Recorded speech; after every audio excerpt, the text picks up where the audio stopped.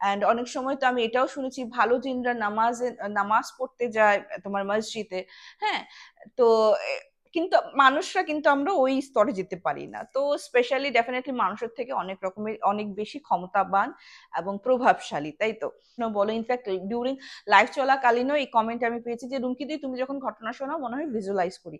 সেটা এক কথা, কিন্তু তোমার চোখের সামনে তুমি যা দেখছো সেটার অনুভূতি যে কত ভয়ঙ্কর হতে পারে, মানে যারা দেখেছে তারাই হয়তো চাক্ষুষ সেটার প্রমাণ দিতে পারবে। ওরা জল পোড়া এবং ইনস্ট্রাকশন দিয়েছে এগুলো কিন্তু রোজ মাখতে হবে, মাথায় দিতে হবে, এরকম করে বলেছে। আর বলেছে যে তোমার 21 দিন ও যাতে নদীর পাড়ে না যায়, হ্যাঁ, নদীর ধারে না যায়। তো এই জিনিসটা খুব মানে অর্ণবের কানে লেগেছে, কেন নদীর ধারেই পার্টিকুলারলি কেন বলেছে। তো তখন মামাকে বলেছে, তখন সবাই মানে বলা, গ্রামের মানুষ তো বলা বলি করছে যে আগে তো মানে আগেও নদীর ধারে গেলে এরকম হয়েছে। কালকে মানে আমাদের কালকের থেকে ডাউট হয়েছিল যখন আর কি ওকে মানে জলের থেকে উঠিয়ে নিয়েছিল, তখন থেকেই ডাউট হয়েছিল যে নিশ্চয়ই ওর মধ্যে কোনো রকমের এরকম মানে অদ্ভুত ক্রিয়া হলেও হতে পারে। তো তখন অর্ণবও খুব অবাক হচ্ছে, ও তো শুনছে গ্রামের মানুষের না ফিস পাড়া প্রতিবেশীরা কথা বলে বলে যাচ্ছে, ও শুনছে। তো ভাবলো আরে কি হলো ব্যাপারটা, জলে মানে জলে ডুবে যাচ্ছিল, ওরা এত শিওর হয়ে কি করে বলছে যে ও জিন। অনেকেই জিনের ঘটনা খুব ভালোবাসেন।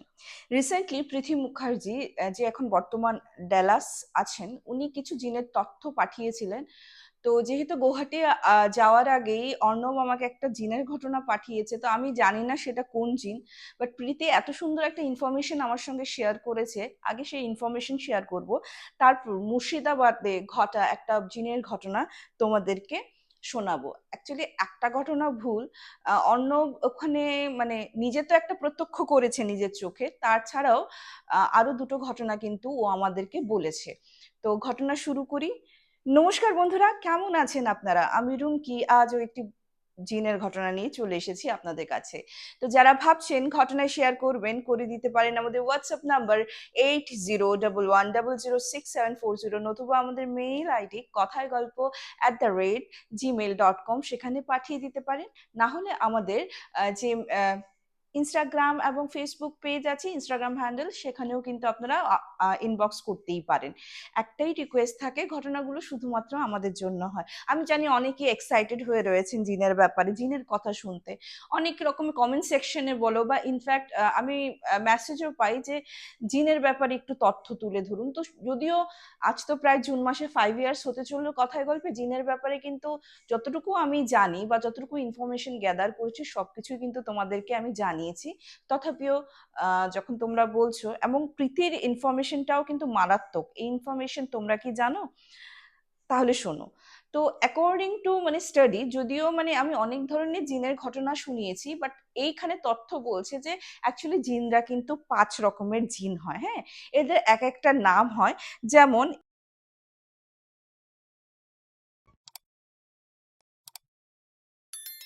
প্রথমটা হলো মারিদ জিন, যারা নাকি জলে থাকে।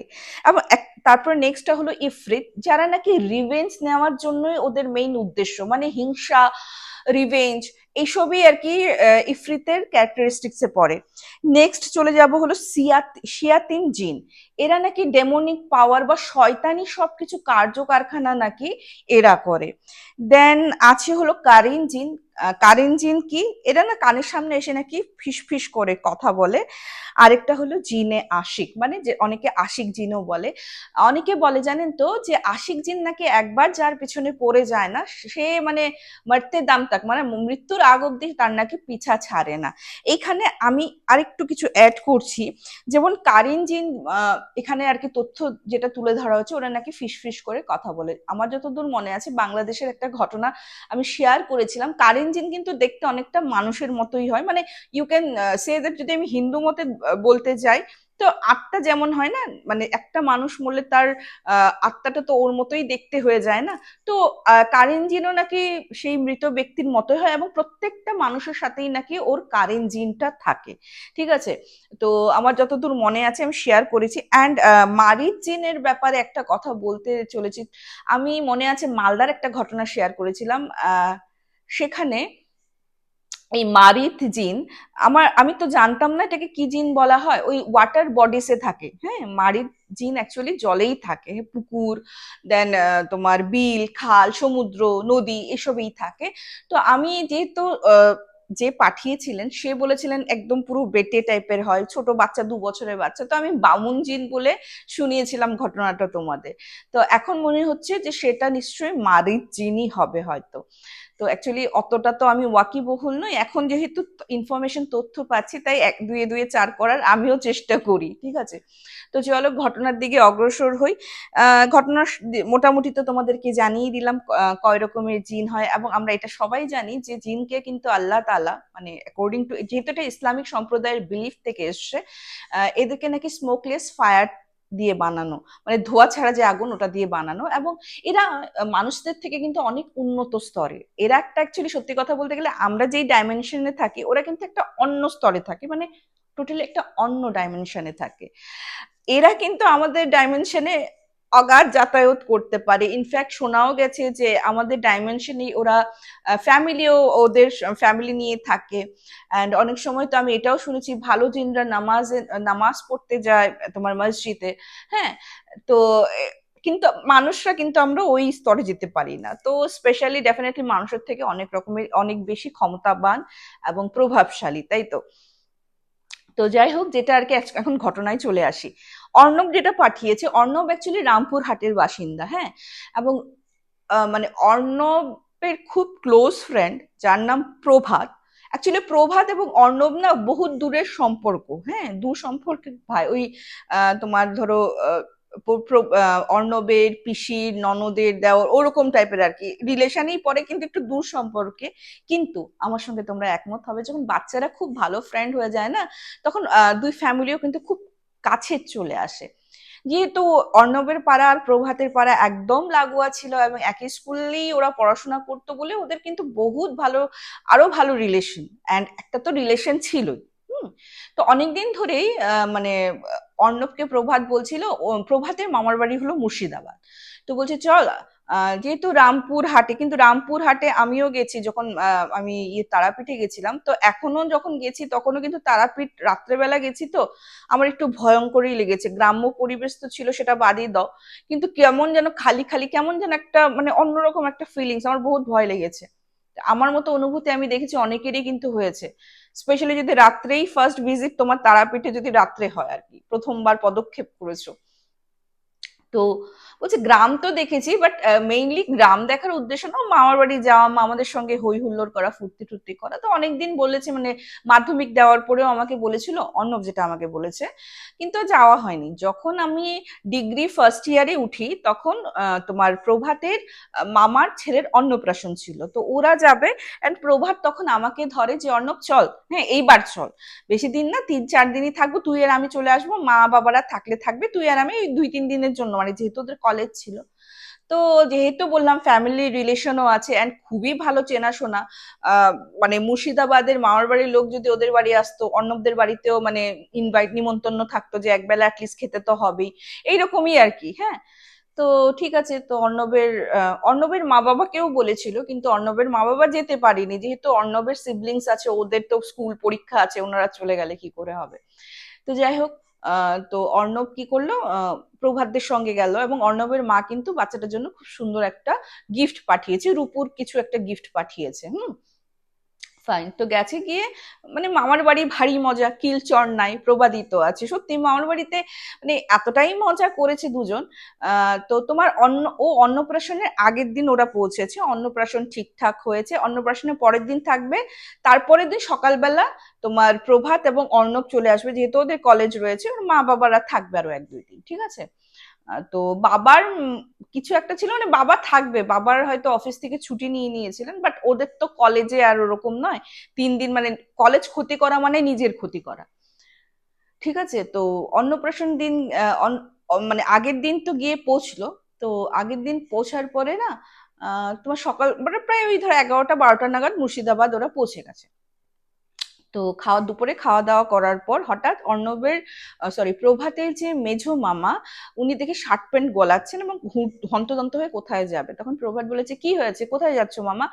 তো বলছে যে, না রে, অমুকের বাড়িতে যাচ্ছি, ছেলেটা কালকে থেকে শরীর খারাপ, তো এখন ও বীরে কি মানে পীরকে ডেকেছে, মানে মলানাকে ডেকেছে। তো তখন অর্ণব আর প্রভাত না ফ্যাল করে তাকিয়ে আছে, বলছে জেনারেলি শরীর খারাপ হলে আমরা ডাক্তারকে কল করে নিলে ডাক্তারের কাছে নিয়ে যাই, তাই না? পীর বা মলানাকে কেন ডাকবে, তাই না? তখন বলছে, কেন পীর বা মলানা কি, উনি কি ডাক্তার নাকি? তো বলছে না, মানে ওর যেগুলি লক্ষণ দেখা দিচ্ছে না, মনে হচ্ছে উপরি হাওয়া লেগেছে। তো এখন প্রভাত আর ইয়ে কি বলে অর্ণব বলেছে আমি যাব। তো বাড়ির মানুষ নাই করেছিল বাদ দে। তো তখন মেজো মামা বলছে, না কিছু হবে না, পীর তো এসছেই, তো কিছু হবে না, আমি তো আছি। তখন যেতে যেতে আবার প্রভাত এবং অর্ণবকে উনি হিদায়তও দিয়েছে, বলছে যে দেখ সামনে কিন্তু যাবি না, মানে সবাই তো ঘিরে দাঁড়িয়ে আছে, ডেফিনেটলি গ্রামে তো বুঝতেই পারো। আচ্ছা, ঘটনাটা কিন্তু 2007-এর, ঠিক আছে? তো দাঁড়িয়েছে, বলছে তোমরা কিন্তু একদম কাছে যাবে না, তোমরা দূর থেকে দেখবে, হ্যাঁ? তো গেছে, যাওয়ার পর বলছে কি, দেখো অর্ণব আমাকে যেটা বলছে যে তুমি ঘটনা শোনাচ্ছ রুমকি দিয়ে, আমরা না ভিজুয়ালাইজ করি, হ্যাঁ, যে তুমি যখন ঘটনা শোনাও, এই কথাটা অনেকেই কমেন্ট সেকশনে বলো, ইনফ্যাক্ট ডিউরিং লাইভ চলাকালীনও এই কমেন্ট আমি পেয়েছি যে রুমকি দিয়ে তুমি যখন ঘটনা শোনাও মনে হয় ভিজুয়ালাইজ করি। সেটা এক কথা, কিন্তু তোমার চোখের সামনে তুমি যা দেখছো সেটার অনুভূতি যে কত ভয়ঙ্কর হতে পারে, মানে যারা দেখেছে তারাই হয়তো চাক্ষুষ সেটার প্রমাণ দিতে পারবে, বা ওদের বলার ধরনটাই হয়তো বুঝিয়ে দেবে যে কি ভয়ার্ত জিনিস ওরা দেখেছে। অন্নপ্রভাত দাঁড়িয়েছে, গ্রামের অনেক মানুষই ছিল, এবং অর্ণব বলছে আমি প্রথম কি কি দেখেছি রুমকি দি, ওই যে ময়ূরের অনেকগুলি পালক দিয়ে একটা মানে ওই ইয়ের মতো গুচ্ছ করে দেওয়া, অ্যান্ড উনি যে পীর বোঝাই যাচ্ছিল উনি পীর গোছেরই লোক হবেন, ওটা দিয়ে না, তোমার ছেলেটা কিন্তু হিন্দু ছিল, হ্যাঁ, যাকে আর যার বাড়িতে গেছে সে কিন্তু হিন্দু ছিল, মাথায় ইয়ে করছে একবার ওই ময়ূর পুচ্ছটা মাথায় দিচ্ছে, আবার নিচে নামাচ্ছে, একবার মাথায় দিচ্ছে, একবার নিচে নামাচ্ছে। আর ছেলেটার অ্যাক্টিভিটি কি বলছে, অর্ণব বলছে যে মানে কি স্প্রিং এর মতো, বুঝছো? যেমন ও এরকম করে আছে, তো যেই আর কি মাথায় ছুঁয়ে পুরো বুলিয়ে দিচ্ছে, আবার ধারাপ করে পড়ছে, চোখ বন্ধ করছে, আবার উইদিন 1 মিনিট কি ধরো 40 সেকেন্ড কি 1 মিনিট, এর বেশি হবে না, আবার উঠেছে, উঠে না এরকম এরকম করে দেখছে, দেখে আবার পীর যখন এরকম এরকম করে বুলাচ্ছে তখন আবার পড়ে যাচ্ছে। ঠিক আছে, তো এরকম অনেকবার করার পর পীর বলেছে না এখন ছেড়ে গেছে। তারপর পীর নাকি কিছু তেল পোড়া, জল পোড়া এবং ইনস্ট্রাকশন দিয়েছে, এগুলো কিন্তু রোজ মাখতে হবে, মাথায় দিতে হবে, এরকম করে বলেছে। আর বলেছে যে তোমার 21 দিন ও যাতে নদীর পাড়ে না যায়, হ্যাঁ, নদীর ধারে না যায়। তো এই জিনিসটা খুব মানে অর্ণবের কানে লেগেছে, কেন নদীর ধারেই পার্টিকুলারলি কেন বলেছে। তো তখন মামাকে বলেছে, তখন সবাই মানে গ্রামের মানুষ তো বলা বলি করছে যে আগে তো মানে আগেও নদীর ধারে গেলে এরকম হয়েছে, কালকে মানে আমাদের কালকের থেকে ডাউট হয়েছিল, যখন আর কি ওকে মানে জলের থেকে উঠিয়ে নিয়েছিল তখন থেকেই ডাউট হয়েছিল যে নিশ্চয়ই ওর মধ্যে কোনো রকমের এরকম মানে অদ্ভুত ক্রিয়া হলেও হতে পারে। তো তখন অর্ণব খুব অবাক হচ্ছে, ও তো শুনছে গ্রামের মানুষের না পাড়া প্রতিবেশীরা কথা বলে বলে যাচ্ছে, ও শুনছে। তো ভাবলো আরে কি হলো ব্যাপারটা, জলে মানে জলে ডুবে যাচ্ছিল, ওরা এত শিওর হয়ে কি করে বলছে যে ওর সঙ্গে এরকম ঘটনা ঘটতেই পারে। তো অবভিয়াসলি মানে গ্রামগঞ্জে তো হেঁটে হেঁটেই ওরা আসছিল, তো হাঁটতে হাঁটতে মেজো মামাকে জিজ্ঞেস করেছে যে ও মামা, অনেকে বলছে শুনলাম ও ছেলেটা নাকি কালকে ডুবে যাচ্ছিল নদীতে। বলছে হ্যাঁ রে, আর বলিস না, ছেলেটা আবার সাঁতার জানে না, কি করতে যে নদীতে গেছিল ভগবান জানে, আবার নাকি ডুবেও যাচ্ছিল।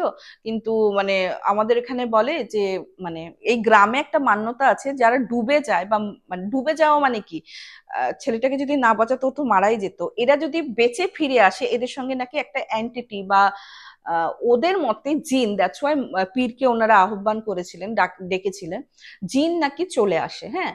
তো অর্ণব কিন্তু বলেনি কোন জিন, আমার এখন মনে হচ্ছে এটা মারির জিনই হবে, হ্যাঁ, আমি মনে হচ্ছে, আমি জানি না। তো যাই হোক, তো এটা নাকি চলে আসে। তো অ্যাকচুয়ালি ব্যাপারটা কি হয়েছে, যেটা আস্তে আস্তে ডিসক্লোজ করে যে এই মানে ছেলেটা যে আমার ওই ছেলেটার নাম বলেনি, আমি হারান দিয়ে দিচ্ছি। হারান নাকি মানে হারানের মার মতে ও সাঁতার জানতো না ঠিকই, কিন্তু ওর মাছ মারার একটা নেশা ছিল। তো দুপুরে ও মাছ মারতে যায়। এবং মারার নেশা যাদের আছে তারা, তোমরা আমার সঙ্গে সহমত হবে, তারা কিন্তু কোনোদিনও মানে সময় কত, ঘড়িটা কত হয়েছে ঘড়ির কাঁটা কিন্তু দেখে না। মানে মাছ যতক্ষণ না পড়ছে ঘন্টার পর ঘন্টা নাকি কেটে যায়, ওদের ঠাহরই হয় না। মানে নেশা হলো মাছ পড়তে হবে। তো গেছিল নাকি দুপুরের পরপরই গেছিল ভাত ঠাত খেয়ে, ওই 2:30-3টা নাগাদ। তারপর মানে বিকালে ওকে একজন লোক আর কি নিয়ে আসে। কেন নিয়ে এসে, কিভাবে নিয়ে আসে সেটাই বলছি। উনি বলছেন যে মানে এই হারান নাকি জলে মানে ডুবে যাচ্ছিল, তখন সঙ্গে সঙ্গে চুলের মুঠি ধরেছে। চুলের মানে কিনারেই কিন্তু ডুবে যাচ্ছিল, যেহেতু বেচারা সাঁতার জানতো না। এখন ও কিনারেই বা জলের মধ্যেই গেল কি করে, যেহেতু ও সাঁতার জানে না, ও কিন্তু মানে তোমার মানে পেছনেই থাকে। ও আগেও যে মাছ ধরতে গেছে না, ও কিন্তু এত জলের সামনে থাকে না, ছিপটা করে বসে থাকে।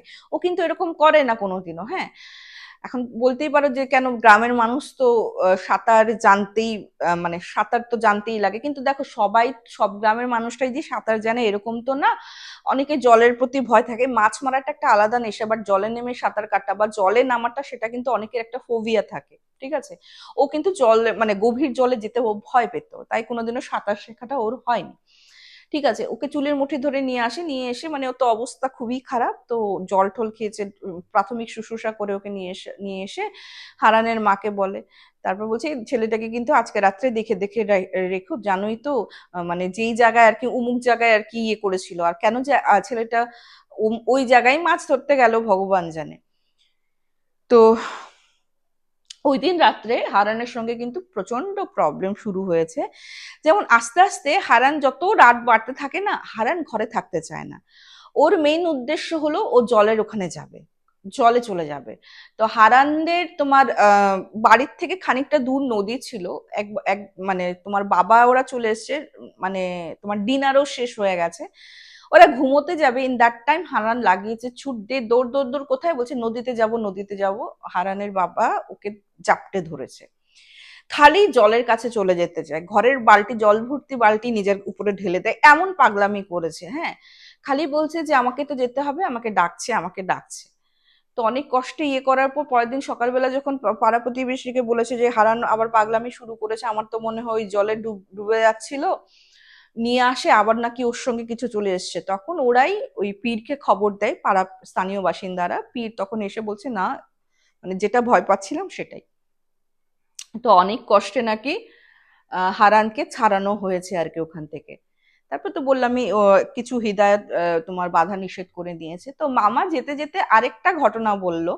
হ্যাঁ, যে কিছুদিন আগে, তোমার ধরো মাস 6 আগে, পাশের পাড়ার একটা মেয়ে ছিল। সে ওই পার্বতী, পার্বতী বলো বা লক্ষ্মী, মানে হিন্দু সম্প্রদায়ের মেয়ে।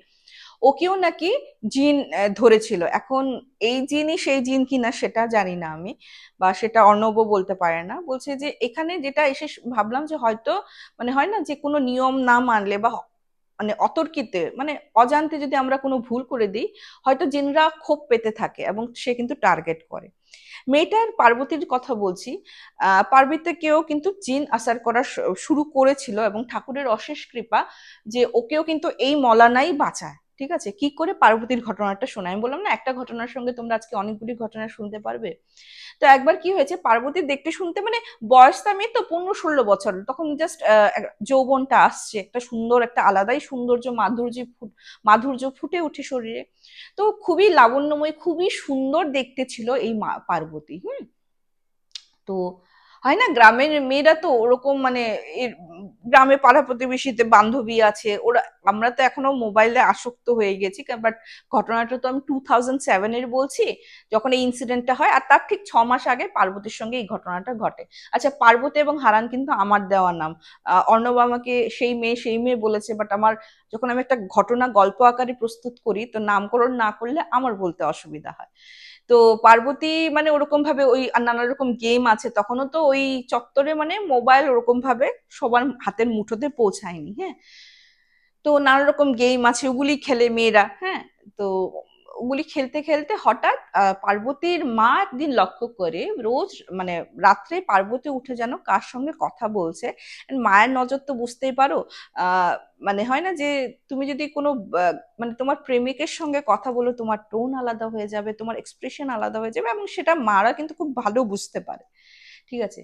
তো হঠাৎ দেখে পার্বতী কথা বলছে, লজ্জা লজ্জা পরে কথা বলছে, তখন পার্বতীর মা বলছে, আয় পার্বতী তুই কার সাথে কথা বলছিস রে?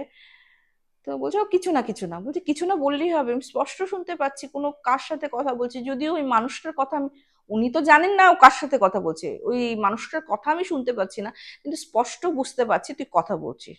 তখন পার্বতী বলছে, না হয়তো আমি ঘুমে বিড়বিড় করছি, তুমি ভাবছো কথা বলছি। বলে, তুই তো ঘুমে এরকম বিড়বিড় করিস না, তুই তো এতদিন ধরে আমি তোর সঙ্গেই ঘুমাই, আমি তো জানি। তো পার্বতী এটা জিনিসটা নাকি পুরোপুরি ধামাচাপা দিয়ে দেয় যে না না, ওরকম কিছু না। তো যেহেতু গ্রামের মেয়ে, 16 বছর বললামই, তো হয় না প্রপোজাল আসা শুরু করে। এখন এটা আলাদা কথা যে 18 বছরের পরে মেয়ের বিয়ে দেবো, অনেকে কি করে বাগদত্তা হিসাবে রেখে দিতে চায়, যে ঠিক আছে বিয়েটা ঠিক করে নেই, মেয়ের মেয়ের 18 বছর হলেই না হয় আপনি বিয়ে দেবেন।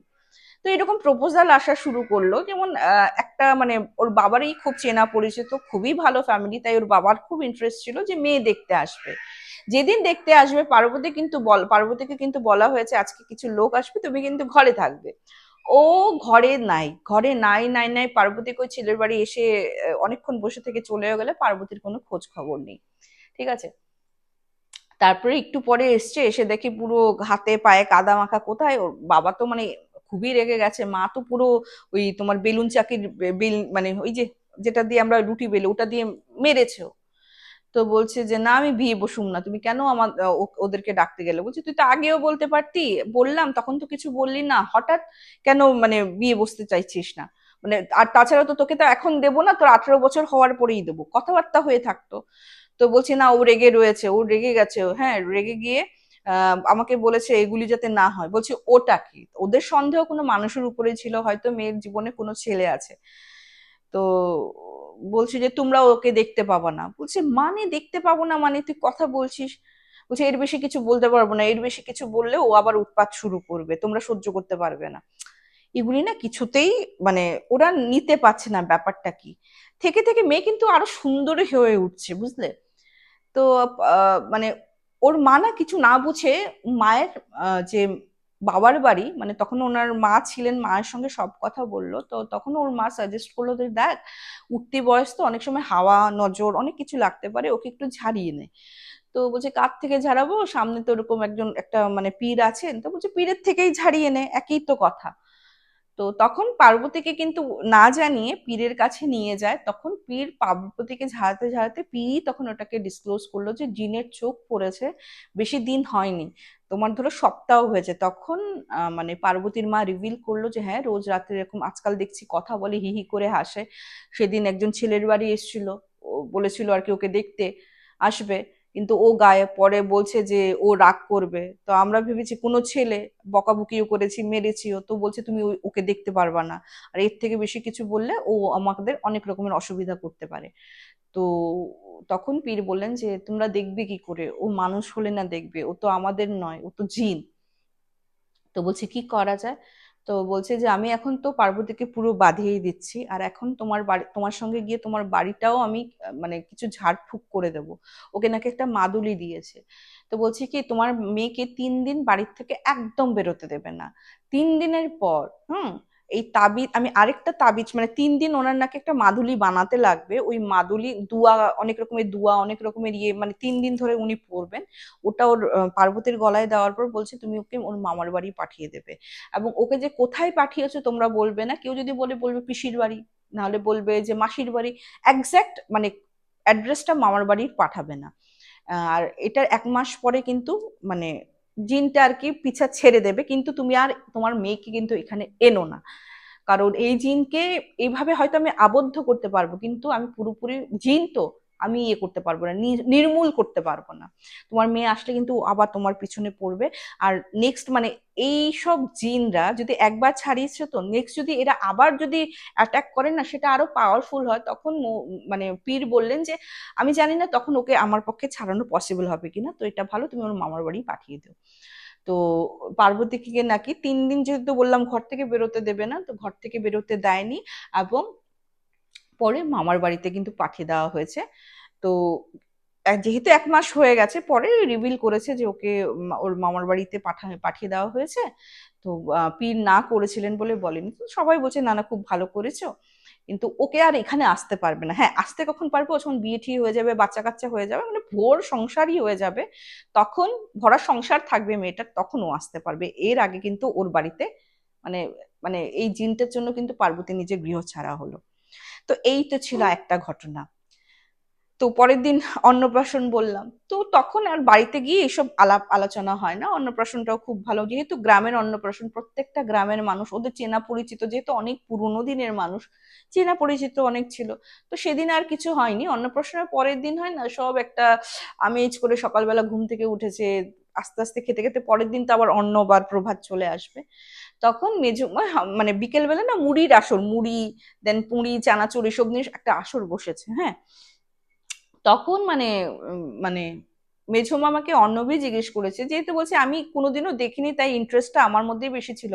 আর প্রভাত যেহেতু মামার বাড়ি আসতো, যেহেতু প্রভাত ওই নদীর ব্যাপারটা জানতো, যে মানে কি নদীর একটা পোর্শন ছিল, ধরো নদীর যে তোমার একটা জায়গা ছিল ধরো 0.5 কিলোমিটারের মতো, ওইখানে মানে প্রোহিবিটেড ছিল। ওখানে কি হয়েছিল যেটা প্রভাত জানতো, অর্ণব জানতো না, আমি আগে এটা বলিনি নাহলে আবার ভুলে যাব, যে ওখানে নাকি কোনো এক মানে মুসলমান, যে যারা আর কি এসব সাধনা বাগেরা করে, জিন পোষে, এখানে এসে কিছু সাধনা করে নাকি জিনদের আবাহন করেছিল, ঠিক আছে। অ্যান্ড ওরা নাকি এই জায়গাতেই থাকতো, হয়তো মারিচ জিনকেই আবাহন করেছিল, এখন আমার মনে হচ্ছে ইনফরমেশনটা পেয়ে। এবং ওই সময় কি হয়েছিল, একাধিক মানুষ কিন্তু জলে ডুবে গিয়ে 2 জনের মৃত্যু হয়েছিল। 3 নম্বরের জনকে বাঁচিয়ে নিয়েছিল একজন মাঝি। কিন্তু সেই 3 নম্বরেরও কিন্তু জিনে আসার করে নিয়েছিল, ঠিক আছে। মানে ওরা সোলটাকে নিয়ে নেবে, আর যদি এটাকে বাঁচিয়ে নাও তাহলে সেই সোলের সঙ্গে কিন্তু ওরা চলে আসে। এটাই অ্যাকচুয়ালি মূল ইয়ে। তো অনেক কষ্টের সৃষ্টে এই জিন, ওই মানুষটার থেকে তো জিনকে তাড়ানো হয়েছে, এবং তারপর মানে ওই পার্টিকুলার যেই জায়গাতে ও ডুবছিল ওই জায়গায় গিয়ে ওখানে মানে অলিখিত একটা নিয়ম চালু হয়ে গেছে, যে এই জায়গাটা স্পেশালি কিছু কিছু সময়, যেমন তোমার মাগরিবের আজানের সময়ও নাকি প্রচন্ড ভয়ঙ্কর একটা টাইমিং হয়, ওইটা বলো বা দুপুরবেলা, হ্যাঁ, বা রাত্রেবেলা, এই জায়গাটা যাতে তোমরা ইয়ে করো, মানে এটাকে মানে পরহেজ করা, হিন্দিতে পরহেজ বলে, বা বাংলাতে বলি যে পরিত্যক্ত ভাবেই তোমরা রাখো আর কি, যেহেতু ওকে আবাহন করে আনা হয়েছে না, ওকে এরকম ভাবে ইয়ে করা যাবে না, ডিস্ট্রয় করা যাবে না। আর যে আবাহন করে এনেছিল সে তো মারাই গেছে, মানে জিনগুলি ওখানে স্টাক হয়ে রয়ে গেছে, বুঝেছো। তো এই ছিল, মানে এইটা তো ছিল। তো এগুলি কথা বলতে বলতে তখন অর্ণবকে ওর বড় মামা, মানে প্রভাতের বড় মামা বলছে যে আরেকটা ঘটনা আছে, মেজো বোধহয় ওই ঘটনাটা বলে নাই। তো বলছে না, রাস্তা দিয়ে আস্তে আস্তে মানে আমার যেহেতু ইন্টারেস্ট ছিল, আমি জিজ্ঞেস করছিলাম বলে মামা ওই ঘটনাটা বলেছে। তো বলছে আরেকটা ঘটনা শোন কি হয়েছে। তখনও জানা ছিল না যে এই জায়গায় আবাহন করে আনা হয়েছে, ঠিক আছে। মানে যে ডুবে যাচ্ছিল ওর ঘটনার আগের ঘটনা, মানে তখন অলরেডি 2 জন মারা গেছে, ঠিক আছে। সবাই এটাই ভেবেছিল যে হয়তো মানে অতর্কিত ভাবে জলে পড়ে মারা গেছে, অথচ 2 জন সাঁতারিও জানতো, মানে 2 জন একসঙ্গে কিন্তু মারা যায়নি, ধরো 1 সপ্তাহ অন্তর অন্তর ওরকম করে মারা গেছে। তো যাই হোক, এটা অ্যাক্সিডেন্ট হিসাবেই নিয়েছে, কোনো অতি জাগতিক বিষয় কি বলে কিন্তু ওরা ধরেনি। তো কি হয়েছে, একজন তখন তো আমি বললাম এখন বাধা নিষেধ হয়েছে, আগে কিন্তু কোনো রকমের বাধা নিষেধ ছিল না। আর যেহেতু রাত্রেবেলা পিন ড্রপ সাইলেন্ট থাকতো না, তো অনেকেই এটা প্রিফার করতো ওই কুপি ঠুপি নিয়ে ঠিয়ে হোক, বা যেরকম হোক, মানে ওই আগে তো চার্জিং লাইট ছিল, এরকম নিয়ে মাছ ধরতে যেত। তো যেই ভদ্রলোকের কথা আমি এখন শোনাবো, সে মাছ ধরতে যেত, জাল ঠালও ইয়ে করতো, অনেক সময় নিজে গিয়ে এমনিও মাছ ধরতো শখের জন্য। সে অ্যাকচুয়ালি তোমার জেলেই ছিল, মানে মাছ ধরাই ওনার প্রফেশন ছিল, ঠিক আছে। তো গেছে, যাওয়ার পর যেদিন উনি প্রায় ধরো মাছ ধরেছে, ধরে আরেকটা প্রস্ত আর কি জালটা খেপ ফেলে তারপর আর কি আবার চলে আসবে, তখন দেখে একটা মহিলা পায়ে মানে জলের মধ্যে ডুবিয়ে, তোমার ও কিন্তু আনম্যারিড ছিল, বিয়ের কথাবার্তা চলছিল সেই লোকটার, সেই জেলের লোকটার। তো পা ডুবিয়ে বসা, খুব সুন্দর দেখতে। তো হঠাৎ মানে কি বলবো, আউট অফ কিউরিওসিটি বলো, বা হয়তো সেই মেয়েটারই কিছু হয়তো সম্মোহন করেছিল কিছু, আহ যেমন গায়ে, ও কিন্তু এরকম করে কোনোদিনও গায়ে পড়ে মেয়েদের সঙ্গে কথা বলে না, সেই লোকের কথা বলছি। তো বলছে কি, কি গো তুমি কোন বাড়ির মেয়ে, তোমাকে তো দেখিনি, তুমি তো এই গায়ের নয়, কোনখান থেকে এসছো? তখন না মেয়েটা পা দুলিয়ে দুলিয়ে জলের মধ্যে দুলিয়ে দুলিয়ে পড়ছে, বলছে না তুমি চিনবে না, কিন্তু আমি তো তোমাকে দেখে আমার খুব ভালো লাগে, হ্যাঁ তোমাকে খুব ভালো লাগে, তুমি কি আমার সঙ্গে বিয়া মানে বিয়া বসবা? মেয়েটা ডাইরেক্ট ওকে এরকম করে বলছে। তো মানে হয় না যে তখন আর কি ওই ভাবনা ওর মাথায় আসে না, কোনো ভদ্র ঘরের মেয়ে কি আগের থেকে এরকম উপযাচক হয়ে বলবে যে আমাকে বিয়ে করবে নাকি? ও যেমন ও তো হয়তো মনে ওই জিনিসটা ওর জাগিয়েছিল বা কি আমি বলতে পারি না, না নিজের থেকেই জেগেছিল। ও কিন্তু রাজি হয়ে যায়। তো বলছে যে তোমার সঙ্গে কোথায় দেখা করুম আমি? হ্যাঁ, তো বলছে যে আমি রোজ রাত্রে আসুম তোমার লগে দেখা করতে, তুমি শুধু ঘরে দরজাটা খোলা রাখবে। বলছে ঠিক আছে। তো ও না রোজ রাত্রে, ওর রুম ডেফিনেটলি আলাদাই ছিল, মা বাবার সঙ্গেই থাকতো, ওর বড় ভাইয়েরও বিয়ে হয়ে গেছে, দরজা ইয়ে করে মানে খুলে ঘুমাতো, আর রোজ রাত্রে মেয়েটা এসে ওর সঙ্গে কথা বলতো। মানে আর কিছু হয়েছে কিনা সেটা অবশ্য অর্ণবকে বড় মামা বলেনি, কারণ বুঝতেই পারছো 2007-এর ঘটনা শুনিয়েছি, এখন হয়তো অনেকটা আমরা মানে একটু খুলেছি, খোলামেলা কথা বলি, কিন্তু আমি যতদূর জানি 2007-এও যদি ওরকম মানে আমার বাবুর মেন্টালিটির হয়, বাবুর সঙ্গে কিন্তু আমিও এখনো ফ্রিলি কথা বলি না, মানে এই যে এইটুকুনিও যে বলছি তোমাদেরকে পাবলিক ফোরামে, আমার বাবু বা ভাইয়ের সঙ্গে কিন্তু আমি এই সমস্ত কথা এত ওপেনলি বলতে পারবো না। ঠিক আছে? তো এই জিনিসটা আমি বুঝতে পারছি যখন অর্ণব বললো যে দেখো আমি জানি না এর বেশিও কিছু হতো কিনা, কারণ বড় মামা তো, বড় মামা ওকে এইটুকুনি কথা বলেছে। তারপর নাকি একদিন ওর বাবা ওয়াশরুমে গেছে, ওয়াশরুমে যাওয়ার সময় দেখে ছেলের ঘর থেকে একটা মেয়ের আওয়াজ এবং ছেলেরও আওয়াজ। তো অবভিয়াসলি না, ছেলে হোক মেয়ে হোক, গ্রাম মানে একটা ওইরকম অবিবাহিত ছেলের ঘরে মেয়ের আওয়াজ আসবে কেন? তো বাবা অতর্কিত ভাবেই ঢুকেছে, যেহেতু দরজা খোলাই ছিল, দেখে ছেলে বসা কিন্তু রুমে কেউ নেই। তখন ছেলে তো রেগে গেছে, বাবার উপর পারলে মারতে চায়, তুমি কেন এসছো? তুমি এসছো বলেই চলে গেছে। বলছে কে চলে গেছে? আমি তো কাউকে যেতে দেখলাম না। হ্যাঁ, তো বলছে তুমি দেখবা না, ওকে দেখা যায় না, আর আমি ওকেই বিয়ে করবো, ডাইরেক্ট আমি ওকেই বিয়ে করবো। বলছে তুই কাকে বিয়ে করবি, আর কার সঙ্গে কথা বলছিলে, আমি তো দেখলাম না, তুই হাওয়াকে বিয়ে করবি নাকি? বলে বাপ বেটার মধ্যে রাতের বেলায় তুমুল ঝগড়া, আর ও এতটাই অ্যাগ্রেসিভ হয়ে গেছিল, মানে পারলে বাবাকে মেরেই ফেলবে ওরকম টাইপের, এই মারতে যায় ও মারতে যায়। ওর বড় ভাই ছিল বললামই, বড় ভাই মা এসে খুব কষ্ট করে আটকায়, ওর বাবা তো ভেবাচেকা যে এই ছেলে আমার উপর হাত উঠাতে আসছে, কত বড় একটা মানে আঘাতের জায়গা। তো খুব মন খারাপ হয়ে গেছে, খুব ইয়ে হয়ে গেছে। তো তখন হঠাৎ ওর মাই বলছে যে কি গো, ছেলের তো আমার হাব ভাব ভালো লাগছে না, যে ছেলে এত ফুর্তি ফার্তা করতো এখন চুপচাপ করে বসে থাকে। তখন ওর বাবা রাগ করে বলে যে কোন মেয়ের সঙ্গে কথা বলছিল রাত্রেবেলা, আমি গেছি দেখি কেউ নেই, কিন্তু মেয়ের আওয়াজ আমি পুরো শুনেছি। বলছে তুমি দেখো নাই, আবার মেয়ের আওয়াজ ছিল? কি গো, মানে অপদেবতার ছায়া পড়ে নাই তো আমার ছেলের উপরে? তো বলছে তখন ওর বাবার যেমন টনক নড়লো, যেহেতু আমি বললামই ওরা একটু গ্রাম্য অঞ্চলের এবং ওরা এগুলি বিশ্বাস করতো। তো বলছে কোথায় যাব, কি করব আমি?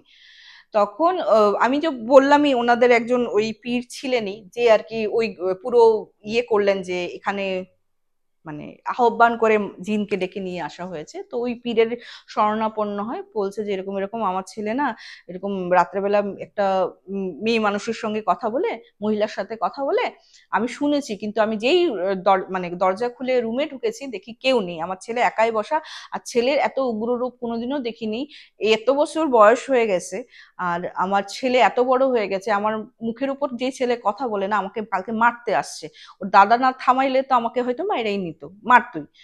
তখন বলছে যে তাহলে তো মনেই হচ্ছে যে কোনো কারোর আসারে আছে, মানে কারোর প্রভাবে আছে ও।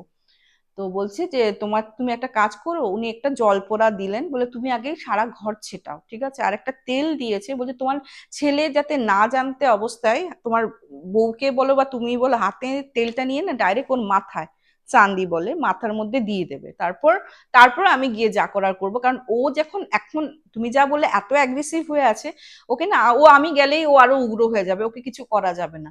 তো ওকে না জানিয়ে এইসব কাজ করতে হবে। তো ওনার ওয়াইফকে এসে সব কথা বললেন। তো ওয়াইফ কি করলেন, হাতের মধ্যে তেল দিয়ে না, তো ও তো মনমরা হয়ে বসে রয়েছে, তো কিছু না, যেমন ঘর গোছাতে গোছাতে কি হয়েছে, পট করে ছেলেটার মাথার মধ্যে সেই তেল এরকম করে পুরো তালুর মধ্যে দিয়েছে। বলছে দেওয়ার সঙ্গে সঙ্গে জানো তো ও যেমন মানে নেশার মতো ওখানেই ঘুমিয়ে গেছে, আর এত ঘুমিয়েছে, 1.5 দিন ভরে নাকি ছেলেটা ঘুমিয়েছে। তারপর তো পীরকে খবর দিয়েছে, ছেলে তো উঠে না, বলছে না না, না উঠাই ভালো, প্রভাবটা যেতে দে, কাটিয়ে উঠতে দে। তো 1.5 দিনের পর যখন ও ঘুম থেকে উঠলো, না পেচ্ছাপ না খাওয়া না দাওয়া কিচ্ছু না, 1.5 দিন ওরকম করে পড়েছিল। যখন উঠেছে তখন পীর এসছে, পীর এসে ওকে নানা রকম রিচুয়ালস করে দিল, করে দেওয়ার পর বলছে যে ওই ওই তখন থেকে শুরু হলো যে ওই জায়গায় যাতে কেউ না যায়, কারণ ওখানে জিনের আসার প্রভাব কিন্তু পড়া শুরু করেছে। তো তারপর তো সবকিছু আস্তে ধীরে রিভিল হলো ব্যাপারটা। তো এই ছিল একটা ঘটনায় কতগুলি ঘটনা আমাদেরকে অর্ণব পাঠিয়ে দিয়েছে। Thank you so much Arnab, এই ঘটনা আমাদের সঙ্গে শেয়ার করার জন্য। আরো ঘটনা থাকলে পাঠিয়ে দিও ভাই, কারণ তোমরা ঘটনা না পাঠালে আমরা পাবো কোত্থেকে ঘটনা, আর তোমাদেরকে শোনাবোই কিভাবে, তাই না?